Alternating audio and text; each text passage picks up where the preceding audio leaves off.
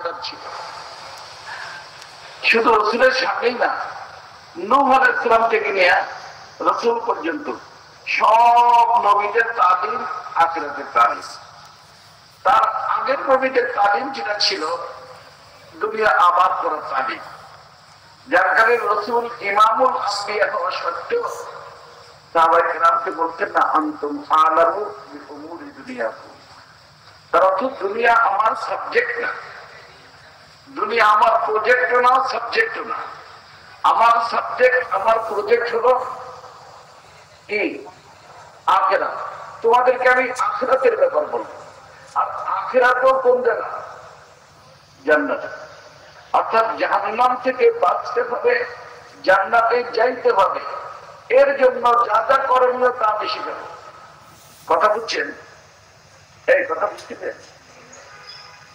তো আল্লাহ পাক রাসূলকে তিনটে গুণ দিচ্ছেন। এই যে গুণ পড়লেন, চারটে বলছেন আমি, কিন্তু একটা তালিমের কিতাব ও হিকমত, কিতাব ও হিকমত এটা হলো আপনি তাফসীর।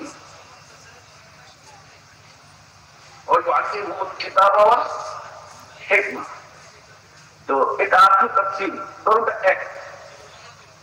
তো রাসূলুল্লাহ সাল্লাল্লাহু আলাইহি ওয়াসাল্লামের বিআসাতের মাকসাদ হলো দুনিয়ার মানুষকে তিনটা জিনিস শেখানো। কয়টা? তেলাওয়াতুল কালামে পাক, তালিমে কিতাব ও হিকমত, তাসকিয়া। কয়টা? কোরআনে কারীমের তিনটার কথা আছে। কথা বুঝছো বাবা? তিনটা।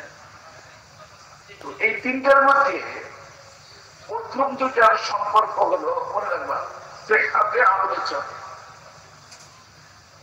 কিসের সাথে? হ্যাঁ, তেলাওয়াত যদি সঠিক না হয় নামাজ হয় না। কি হয় না?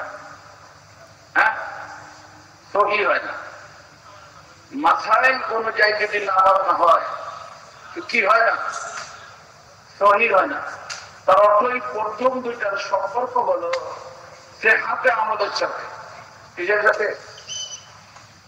আর পরিজাকিমের তাল্লুক বাবা মনে রাখবা কবুলিয়তে আমাদের সাথে।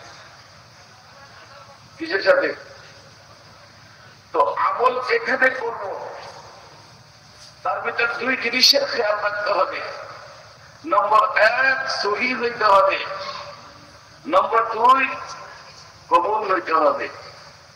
তো সেহাতের সম্পর্ক কয় গুণের সাথে? দুই গুণের সাথে। আর কবুলিয়তের সম্পর্ক কয় গুণের সাথে? কি নাম? কি তাসবিয়া? কি নাম?